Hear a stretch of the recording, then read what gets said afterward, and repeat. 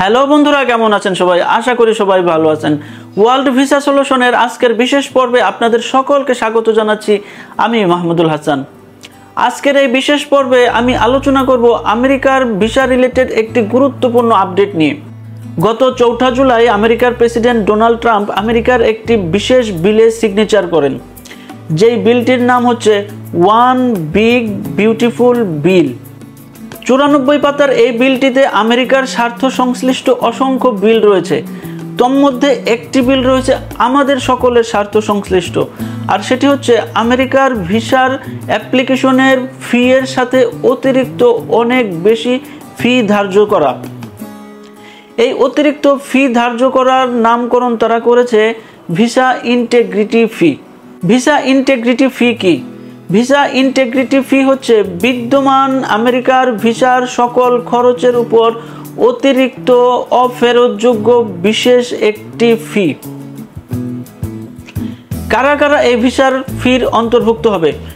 এই ভিসা ফির অন্তর্ভুক্ত হবে নন ইমিগ্রেন্ট ভিসার অলমোস্ট সকল অ্যাপ্লিক্যান্টরা, যেমন ট্যুরিস্ট বা বিজনেস ভিসা অর্থাৎ B1 B2 visa, student visa, job visa, family visit visa, exchange visa ইত্যাদি নন ইমিগ্রেন্ট যত ভিসা আছে সব অ্যাপ্লিক্যান্টরা অতিরিক্ত এই ভিসার অন্তর্ভুক্ত হবে।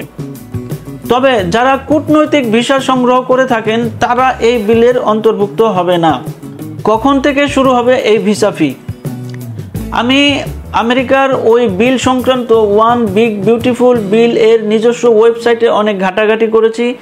তাতে আমি যতটুকু জানতে পেরেছি সেটি হচ্ছে আগামী 2026 সালের জানুয়ারি মাসের শুরু থেকে এই বিলটি কার্যকর হওয়ার সম্ভাবনা রয়েছে। তবে কিছু কিছু আন্তর্জাতিক মিডিয়ায় যে নিউজ পাচ্ছি তাতে মনে হচ্ছে অক্টোবরের 1 তারিখ থেকে, অর্থাৎ অক্টোবর 2025-এর 1 তারিখ থেকেও এই ভিসা ফিটি অতিরিক্ত ভিসা ফিটি কার্যকর হওয়ার সম্ভাবনা রয়েছে। যদিও বাংলাদেশে অবস্থিত আমেরিকান এম্বাসি কিংবা পৃথিবীর অন্য কোনো এম্বাসিতে এই ধরনের কোনো মেসেজ এখনও দেওয়া হয় নাই, সেহেতু এখন পর্যন্ত এটিকে কনফার্ম নিউজ হিসাবে ধরা যাচ্ছে না। এই ভিসা ইন্টিগ্রিটি ফিটি কত ডলার? এই ভিসা ফি অতিরিক্ত যেটি হবে সেটি হচ্ছে $250, 250 মার্কিন ডলার। ওয়েট, এই $250 কিন্তু সর্বমোট ভিসা ফি নয়।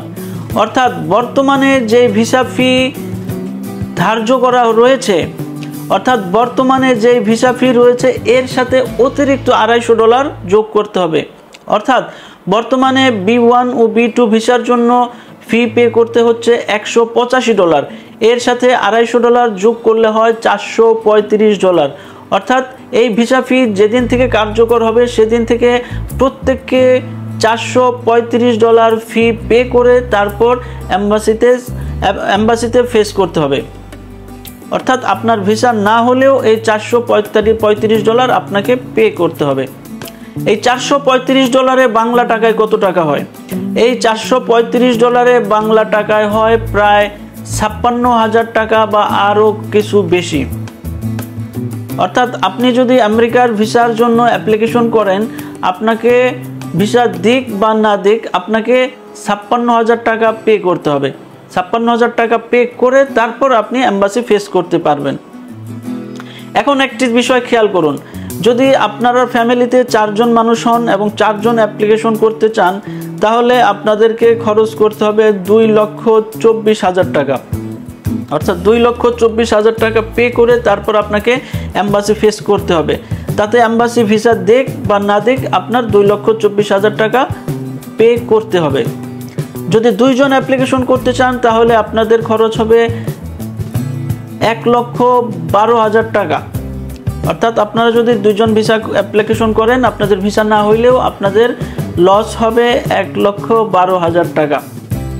যারা আমেরিকার ভিসার জন্য চিন্তা করতেছেন তারা যদি এই ভিডিওটি প্রথম থেকে শেষ পর্যন্ত দেখে থাকেন তাহলে ইতিমধ্যে বুঝে গিয়েছেন যে এই মুহূর্তে আমেরিকার ভিসার জন্য অ্যাপ্লিকেশন করাটা কতটুকু গুরুত্বপূর্ণ।